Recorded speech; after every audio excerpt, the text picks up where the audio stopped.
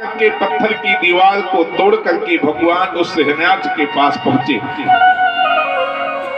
जैसे हिरण्याक्ष के पास पहुंचे, हिरण्याक्ष भगवान को मारने के लिए तलवार लेकर के दौड़ा।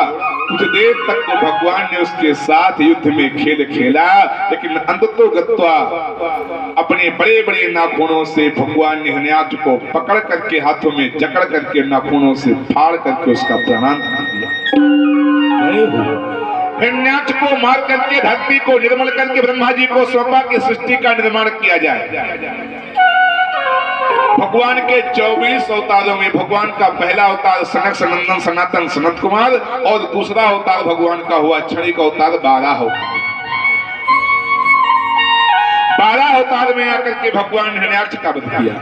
इधर महाराज कर्दम और महारानी देवहूति जी विहार कर रही हैं।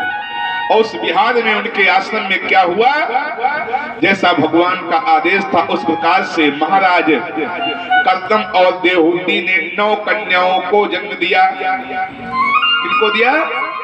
9 कन्याओं को जन्म दिया। कला, अनुसुईया, श्रद्धा, हर्षिव, गति, क्रिया, ख्याति, अरुंधति और शांति। जब इन 9 कन्याओं को जन्म दिया तो इन 9 कन्याओं का धीरे धीरे लालन पालन करते हुए युवावस्था को प्राप्त हुई। इनका विवाह होना चाहिए। जब तक बिटिया का विवाह नहीं हो जाता तब तक माता पिता के सिर पर ये बड़ा भारी भार लगता है। हर माता पिता की इच्छा होती है कि समय में अपनी बिटिया के हाथ को पीला कर दूं। बंधुवर, इन्हीं बातों को विचार करते हुए महाराज कर्दम और देवहूति मैया ने निश्चय किया ब्रह्मा जी के पास।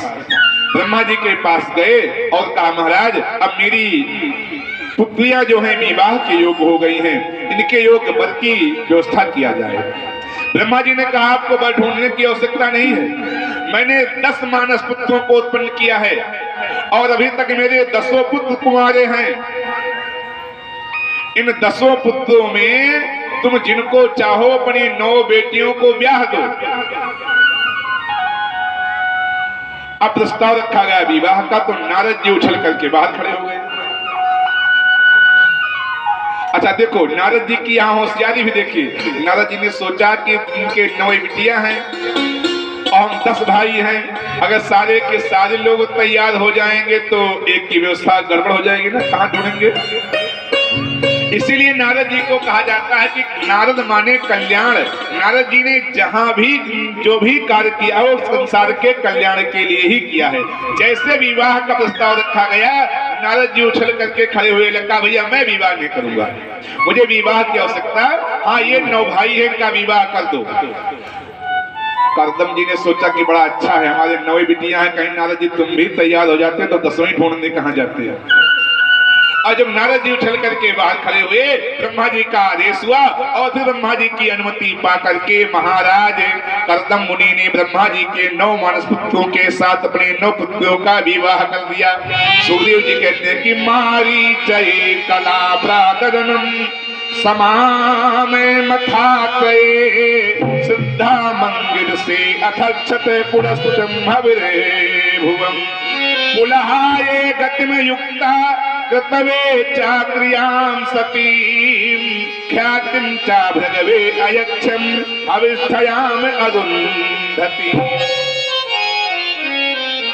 इस प्रकार से जो महाराज कर्दम की कला नाम की कन्या थी, उस कला नाम की कन्या का विवाह मारीची के साथ में, मारीची मुनि के साथ में हुआ। अनुसुईया का विवाह अत्रि मुनि के साथ में हुआ। श्रद्धा का विवाह अंगिरा जी के साथ में हुआ और हर्षिव का विवाह पुलस ऋषि के साथ में हुआ।